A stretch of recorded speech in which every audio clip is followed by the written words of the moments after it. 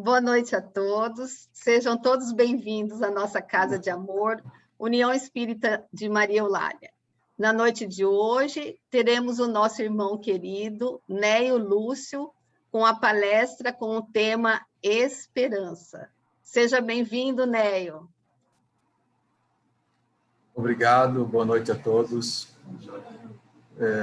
Que nesse momento possamos, nessa confraternização de almas, aprender um pouco mais com a mensagem consoladora de Jesus, trazida pelos Espíritos que colaboram entre o mundo espiritual e o mundo material, para que nós possamos absorver, aprender como espírito imortal, nessa caminhada infinita, através ou pelo nossos esforços, para que possamos alcançar a nossa luz, fazer brilhar a nossa luz. E hoje, com a proposta de falar sobre a esperança, nós vamos apresentar alguns pontos de vista, para que nós possamos aprender a observar essa virtude, que é muito importante, porque ela faz nos ver, ela alcança momentos depois das aflições, do desespero, e que no momento da aflição e do desespero parece que não tem saída, mas é a esperança que vai nos abrir novos horizontes.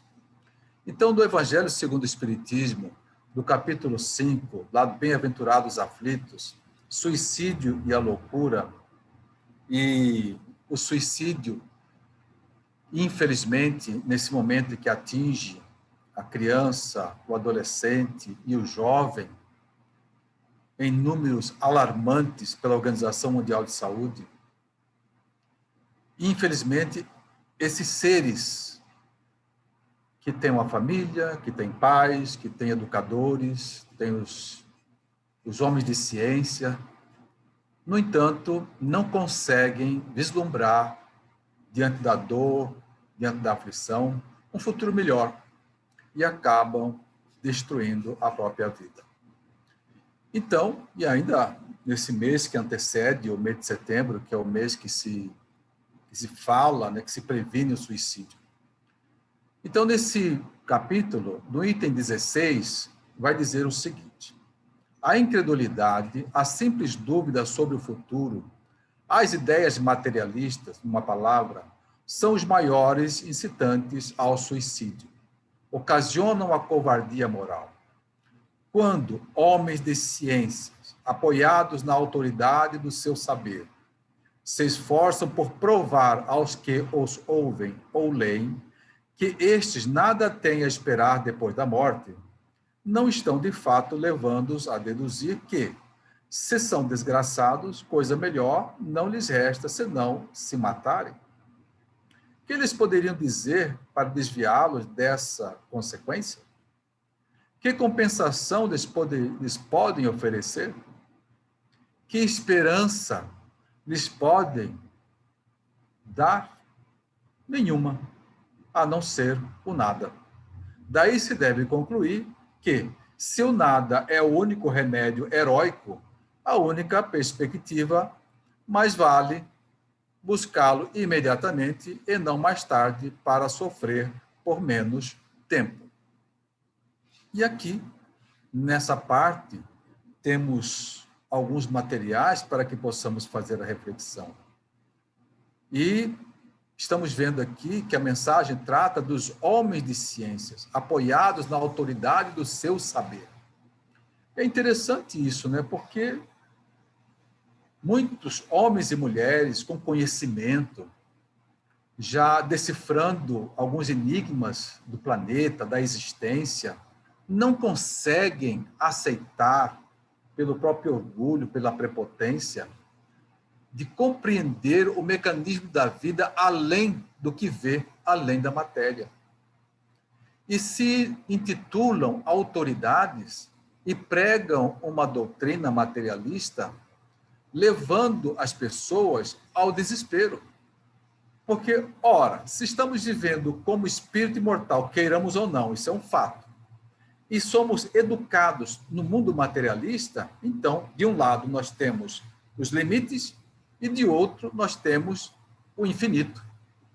Mas a educação materialista, que é do berço ao túmulo, nos traz uma realidade sem compensação após, ou melhor, durante os momentos de dor, de aflição e desespero que o espírito imortal programou para passar a fim de se corrigir, a fim de se arrepender de alguns erros, a fim de se aprimorar e reencarnar tantas quantas vezes forem necessárias. Porém, esses homens de ciência, eles estão focados apenas em suas teorias. E qualquer adolescente, qualquer jovem, aos homens de ciência, às mulheres de ciência, eu convido a fazer uma busca, uma pesquisa. Hoje é tão natural a pesquisa na internet. Digita lá, vida após a morte. Digita lá, a vida, essa não é pós-morte, mas a vida durante o momento de uma cirurgia, o momento em que a pessoa chega até na beirada do desencarno, da morte, e ela retorna. E que muitas relatam que viu um túnel, que viu o parente, que viu a mãe, o pai. É isso, uma experiência de quase morte. E essa experiência de quase morte, ela está à disposição, tanto para os homens de ciência, como para qualquer criança, qualquer adolescente. Então, aqueles que se encontram desesperados, aqueles que se encontram aflitos, busquem pesquisar. Não acreditem nessa doutrina materialista que fala, que prega, que do berço ao túmulo são momentos que devem ser aproveitados ao máximo. E aí, buscando o lazer e a sua felicidade apoiado nos bens materiais. Ledo engano. E as pessoas não procuram saber. Bom, se existe vida após a morte, digita novamente. O que acontece para o espírito ou para aqueles que morrem? O que acontece depois? E nós temos muitos vídeos, muitas palestras, muitos materiais que falam sobre isso. Porém, hoje nós estamos trazendo aqui para que isso seja um alerta. Porque o que estamos vendo não é só uma faixa etária ou outra, nós estamos vendo uma sociedade planetária desesperançosa. Nós estamos vendo uma humanidade que está se apoiando no niilismo. O niilismo, aqueles que acreditam no nada, como se o nada pudesse produzir alguma coisa. Então, colocam essa perspectiva do nada como a salvação. Ora, se após a morte não tem vida e eu sofro nesse momento, por que é que eu vou esperar sofrer até o final se eu posso antecipar o meu sofrimento, se eu posso acabar com essa dor? E aí tem muitas opções que a ciência oferece e que, infelizmente, acabam levando muitas pessoas ao suicídio. E essas pessoas que focam o desespero, que ela se prende à aflição, ela está fazendo isso voluntariamente como opção de escolha, apenas ver e sentir isto. Porque ela pode também, como uma opção de escolha, apresentar para ela mesma uma nova oportunidade de ver as outras opções, para que ela possa refletir, analisar.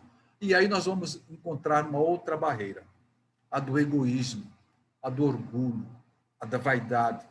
Porque muitas situações de desespero, que muitos falam, perdoe-se, exercitar o auto-perdão, ou perdoar o outro. Mas o auto-perdão, eu vejo que muitas pessoas elas têm mais dificuldade, porque em qualquer situação significa humildar-se. E muitas pessoas dizem, eu prefiro morrer do que me rebaixar. Eu prefiro morrer do que né, deixar que as pessoas saibam o que aconteceu. Eu prefiro morrer por isso ou por aquilo. E aí, isso é orgulho, isso é egoísmo, porque é tão simples se a pessoa se permitir o auto-perdão. Bom, errei, é grave, mas eu preciso dar o primeiro passo. Eu não vou resolver tudo de uma vez, mas eu vou começar a dar o primeiro passo. E começa, porque aí vai se aliviando, e aquela pessoa que faz o esforço, que persevera, que caminha para superar aquele problema, aquela dor, ela pode se apoiar na esperança. E a esperança é que vai possibilitar que ela veja além daquele momento. Ela tem um objetivo. Ora, qual é o objetivo daquele que está em desespero? Qual é o objetivo daquele que está... Desespero que eu falo pela doença, ele cometeu um erro grave, cometeu se complicou numa situação que parece impossível ultrapassar aquela barreira. Então, a opinião pública tem um peso, os seus amores têm um peso. Então, não só pelo ato cometido, mas pelo peso das opiniões e pelos corações feridos. E aquela pessoa, ela se fecha num mundo que para ela não tem saída. E a proposta hoje é exercitar a esperança. A esperança é esse sentimento que vai me dar a possibilidade de ver as metas, o meu objetivo. Então, um exercício. Aquele que estiver sentindo dor, aquele que estiver no desespero por algum motivo assim, pense na sua dor, no seu problema como um objetivo. Eu tenho isto. Agora, como é que eu vou resolver quais são os caminhos, qual é a atitude, o que eu preciso fazer para começar a diluir isto? Porque isso é possível. E se não fosse possível, Deus não seria Deus. Porque o que ele diz? Ele nos criou simples e ignorante para a felicidade. E nos deu todas as possibilidades para que pudéssemos evoluir. E dentre o amparo, a providência divina, nós temos a lei do mérito. Então, a lei do mérito, vendo cada um no seu esforço, vai colocar ao alcance desses que estão trabalhando por si, estão trabalhando pela sua melhora, todos os recursos necessários para que ele possa avançar. Agora, e aí precisamos entender, né, que a cada um conforme suas obras. Faça a sua parte, que o céu te ajudará. Muitas dessas pessoas, elas se justificam dizendo, bom, se Deus é Deus, ele sabe o que eu estou passando e sabe do que eu preciso. Deus sabe tudo. Sabe ou não sabe? Sabe, ele é onipotente, onipresente, a inteligência suprema, causa primária de todas as coisas. Mas ele não violenta a sua criatura. Porque a sua criatura precisa fazer esforços de querer, de seguir, de caminhar, de fazer a sua parte, de fazer a sua obra. Porque quando a pessoa faz a sua parte, ela elabora os seus sentimentos, aprimorando por aquela dor, por meio daquele sofrimento, aprimorando a sua humildade, diminuindo a sua vaidade, o seu orgulho. Mas muito mais que isso, dando valor àquilo que tem significado, que merece o seu devido valor, o seu devido respeito. E nesse momento da pandemia, muitas pessoas, quando retornam da intubação, que são entubados, né, voltam, não fala a terceira palavra, a emoção. Puxa, como foi difícil, né? Mas consegui. Agradeço as orações, agradeço isso, agradeço aquilo. E eu posso falar isso porque eu vivenciei tanto a doença em si, quanto a perda de um ente querido, que é meu pai, apesar da idade, foi a Covid que possibilitou o seu desencargo. E são experiências que nós vivenciamos. Agora, a dor, o sofrimento vai depender do peso, do significado que nós estamos dando àquilo. Ora, uma pessoa que tem o conhecimento do mundo material e que tudo acontece do berço ao túmulo, quando vem o desespero, a aflição, ela não encontra saída. Ela não tem um consolo. Ela não tem esperança. Porque, ora, aquele que trabalha na ótica, que vive na ótica do espírito mortal, ele sabe que esse momento é um momento passageiro. Esse momento, ele não é eterno. Se nós fomos criados para a felicidade, esse momento de desespero, ele vai passar. Mas ele vai passar que tem uma condição. Ele precisa aproveitado no sentido correto. Ele tem outra opção, que é o suicídio. Tem essa opção. O suicídio direto e o indireto. Mas a proposta é pela esperança, para que a pessoa anteveja, apesar dos apesares, que haverá um outro momento. E esse sentimento da esperança, apoiado, sustentado pela fé, direcionado pela vontade, vai fazer com que ela supere. E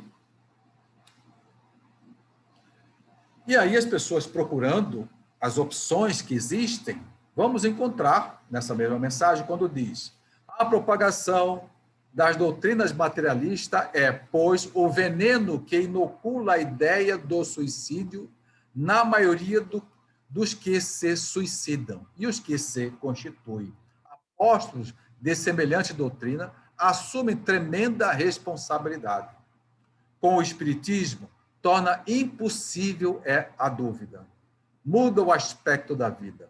O crente sabe que a existência se prolonga indefinidamente para lá do túmulo, mas em condições muito diversas, donde a paciência e a resignação que o afastam muito naturalmente de pensar no suicídio, donde, em suma, a coragem material. Então, vejamos, 2 momentos. Aqueles que vão assumir a responsabilidade da doutrina materialista, que deveriam por si também saber, ora, se eu estou pregando uma doutrina, se eu estou induzindo as pessoas a acreditar na minha teoria do nada, e que vale a pena morrer, que vale a pena se matar e eliminar a dor, quais são as consequências? Mas também o orgulho, a prepotência, a vaidade não vai permitir e vai proporcionar a cegueira. Mas com o Espiritismo, como diz assim, torna impossível a dúvida. A doutrina dos espíritos, a influência do mundo espiritual no mundo material. E se nós somos estudiosos e procuramos entender, nós precisamos ir além e ver o significado. Porque parece, inclusive para nós espíritas, ao reencarnar, que do berço ao túmulo nós temos uma educação. E qual é a educação? Nós temos uma educação escolar que é para formar o que nós entendemos aqui, o cidadão de bem. Estudar para trabalhar, trabalhar para ganhar dinheiro e ganhar dinheiro para comprar coisa. Isso é felicidade. Comprar carro, comprar casa, comprar isso, comprar aquilo, comer isso, comer aquilo e andar por aí. E aí esquece dos reais valores do espírito imortal. De ver isso como um instrumento passageiro que eu devo usufruir, mas não devo me apegar. E a educação é: cresça, estude para você ter coisas.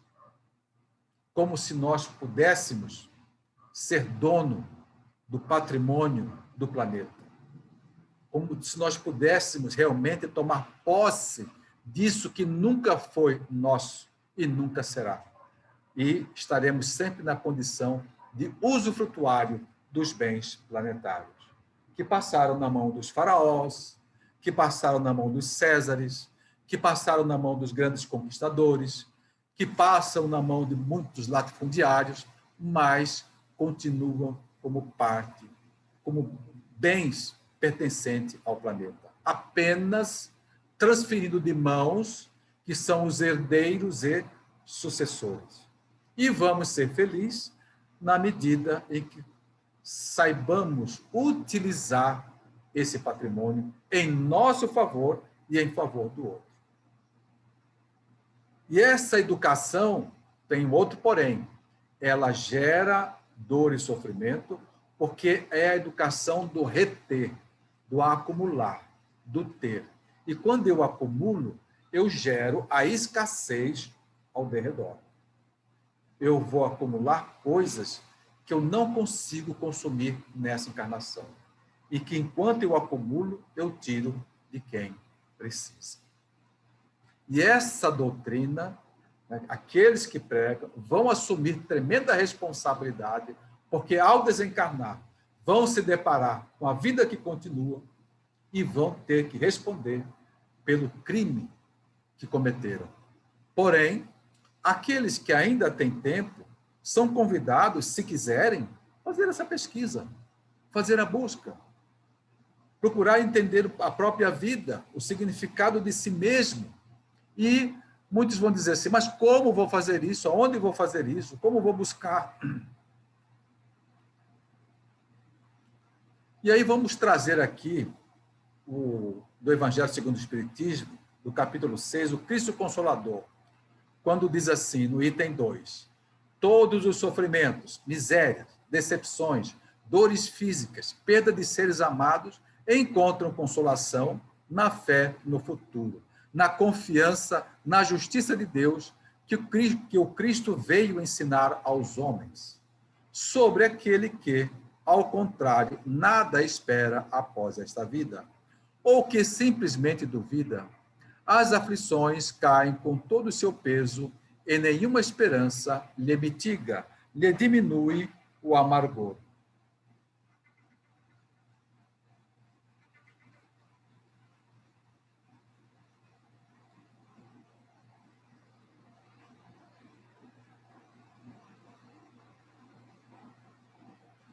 Lhe mitiga o amargor. Foi isso que levou Jesus a dizer, vinde a mim, todos vós que estáis fatigados, que eu vos aliviarei.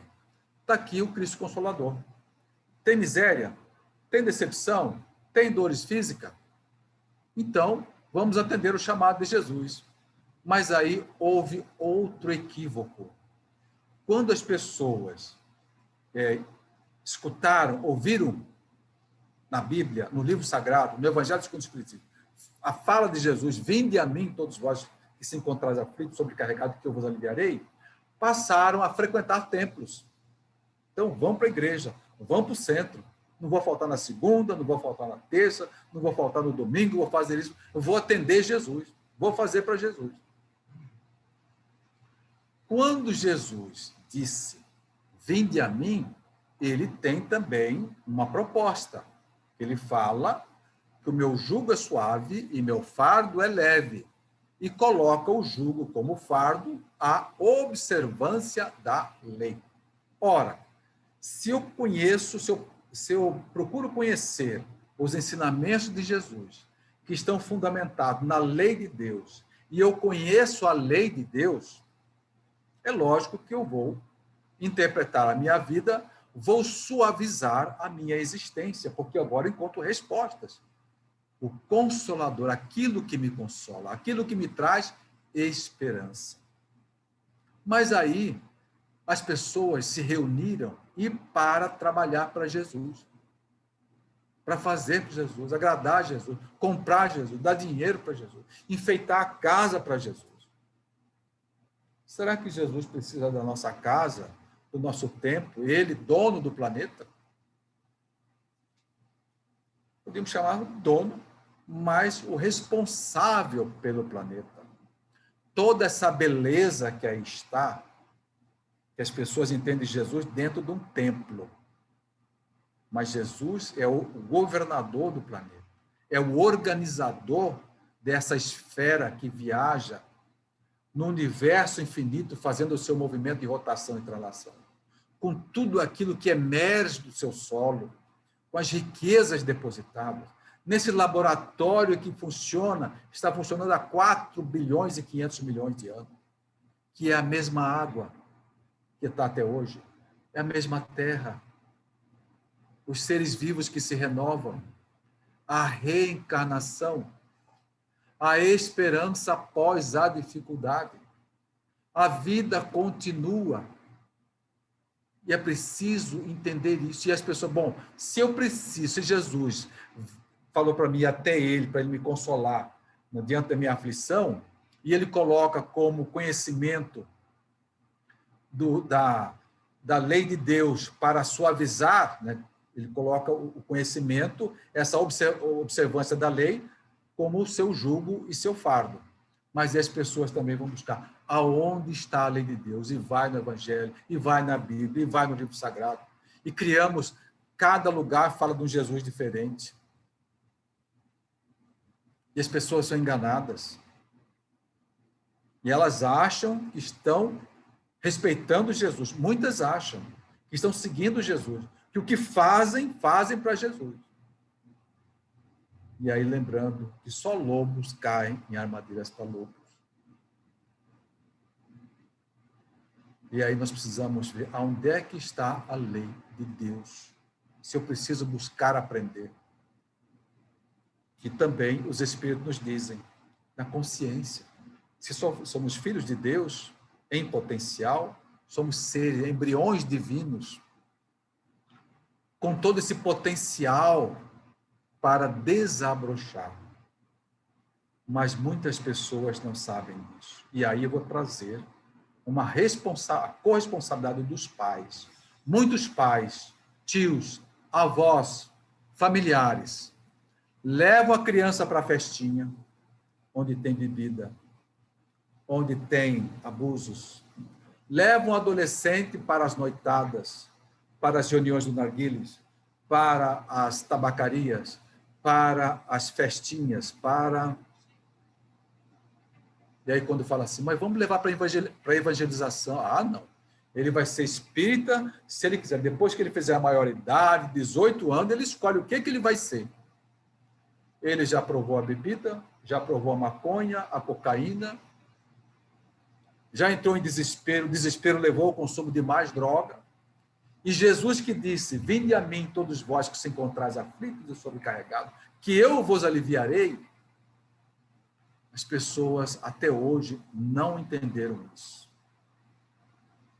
E as crianças muito menos, porque elas são fruto do processo educativo. E como não recebem essa educação, essa orientação, o rumo que os pais familiares devem dar, vão encontrar, para resolver a sua aflição, para resolver o seu desespero, a droga. Conhece a maconha, conhece o êxtase, conhece a cocaína, conhece o álcool, mas não conhece Jesus. E muitos pais vão buscar os filhos nas noitadas. Agora é 2 horas, 3 horas, vou buscar meu filho, minha filha. Mas não leva na evangelização. Aquele espírito imortal não está sendo educado como espírito imortal. E ele vai precisar passar pelo aprendizado. Porque ele tem um propósito na Terra, ao reencarnar. Vai passar pelas angústias, pelo desespero, pela sua situação. Como é que ele vai lidar com isso? Onde é que ele vai aurir bagagem, conhecimento, para superar os seus momentos de aflição? Como não vão ter, e como muitos não têm, estão suicidando. As comunidades terapêuticas estão lotadas de dependentes químicos. As festas estão lotadas de consumidores de droga e álcool. Cada um faz da sua vida aquilo que quer, sem problema. Mas, podendo evitar a dor e o sofrimento e aprender com a dor e o sofrimento, por que é que eu vou me complicar mais ainda do que já está? Em crenças castradoras, limitadoras. Se eu tenho a opção de me informar e ter as outras crenças, as outras informações que eu devo, que posso e devo buscar. E muitos pais devendo ressignificar o seu comportamento. Eu vou levar primeiro para que ele possa se apoiar, adquirir segurança. Depois ele vai escolher o que ele quer fazer. Depois ele vai escolher se ele quer beber, se ele quer fumar, mas primeiro ele vai aprender. Mas é o contrário. A doutrina materialista, a doutrina que explica do berço ao túmulo, o ser precisa usufruir, precisa aproveitar. E aquela educação que tinha na infância, de antes, era, apesar da rigidez, era educação. As músicas da criança eram com animais, com flores, com paisagem. Aí depois, com o tempo, veio o seguro-tchan, a boquinha da garrafa, e desceu, e depois não levantou mais. E é só abaixar. E lá, liê, que não leva em nada. Só iê. Mas a musicalidade, que para mas criança feliz, antigo, criança feliz. Aí não tem música para criança que fale de sentimento, que vá ao encontro daquela alma, daquele espírito que ele é e que não está sendo considerado que são vários filhos pelos próprios pais, pela própria família, inclusive os espíritas. E aí nós precisamos trazer para nós, né, gente? Que se nós sabemos, temos essa informação, vamos cobrar de nós mesmos. Então, lá na frente,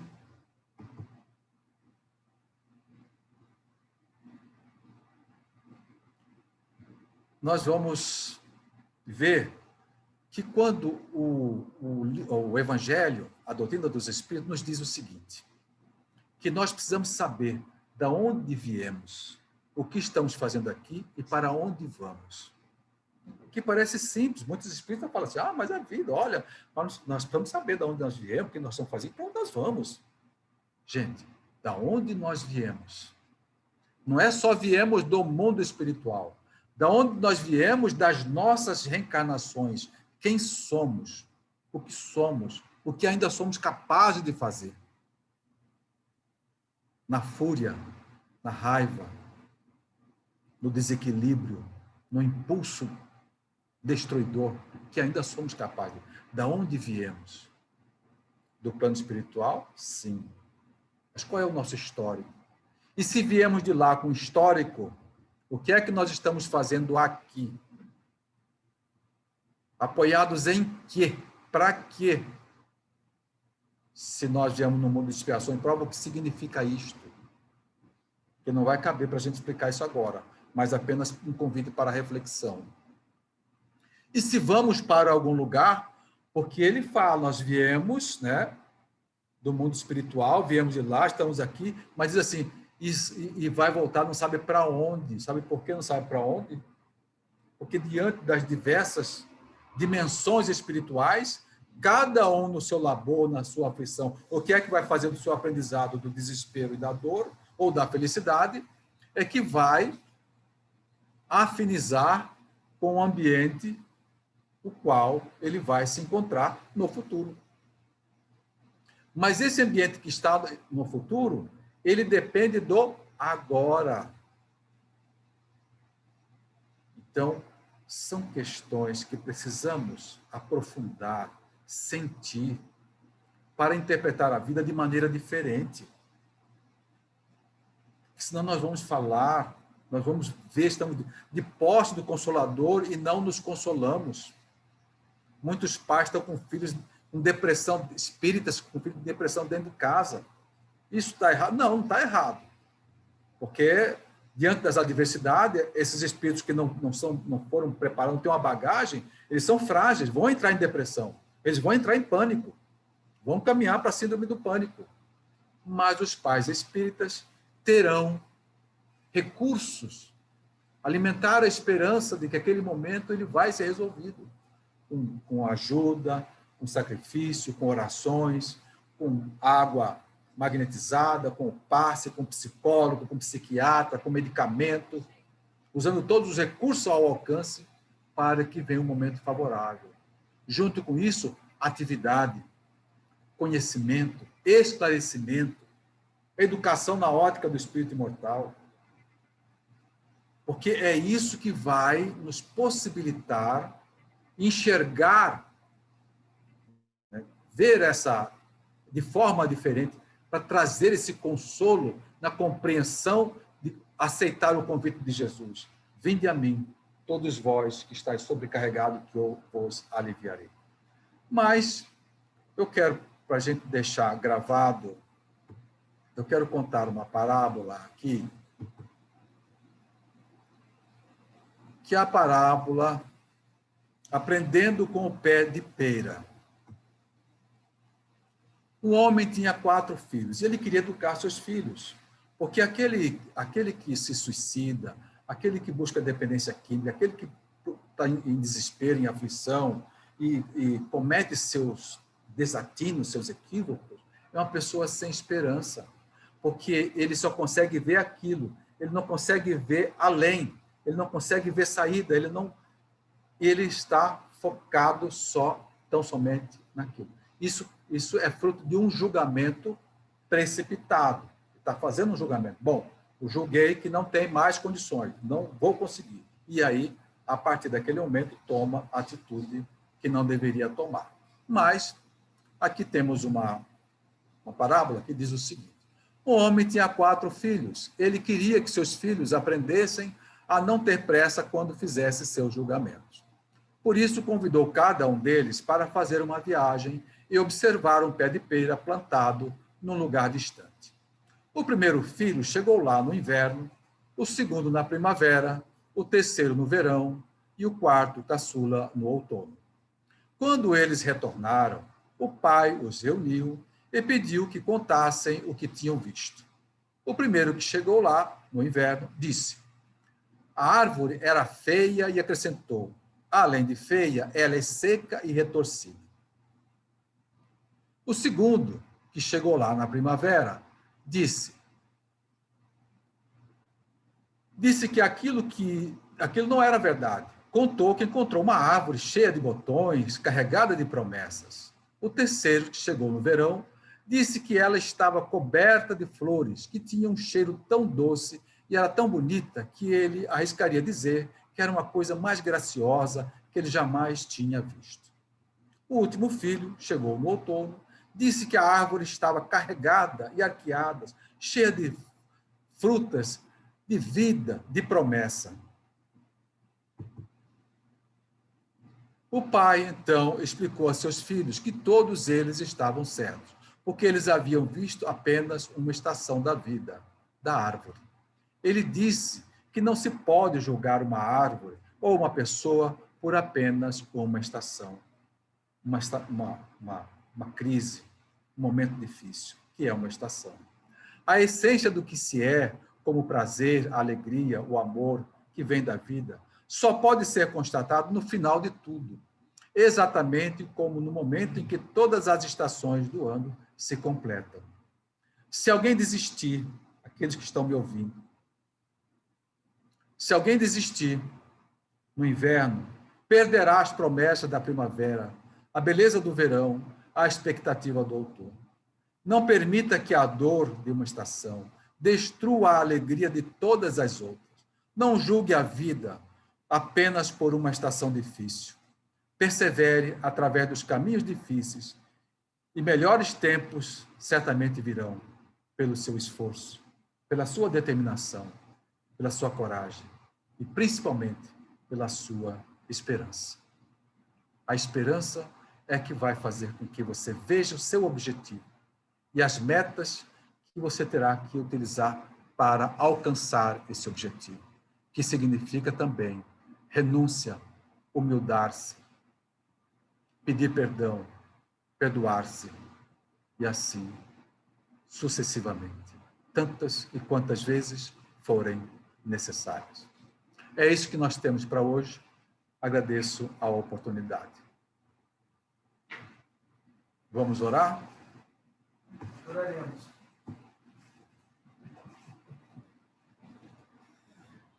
Então, eu convido a todos a fechar os olhos nesse momento em que nós estamos fazendo essa reflexão. E cada um aqui presente ou na sala virtual, quero convidar para trazer aquilo que lhe é motivo de desespero, de aflição, para que durante a oração possa pedir a interferência dos benfeitores amigos para auxiliá-los. E assim, vamos ao encontro do nosso Mestre. Ele está nos convidando. Vinde a mim, todos vós, que se encontrais aflitos e sobrecarregados, que eu vos aliviarei. E aqui estamos, Jesus. rogando-te, Mestre, a vossa bênção, a vossa luz que nos alcance, nesse momento reunidos, para beber da vossa água, Senhor, que nos consola, que nos mata a sede.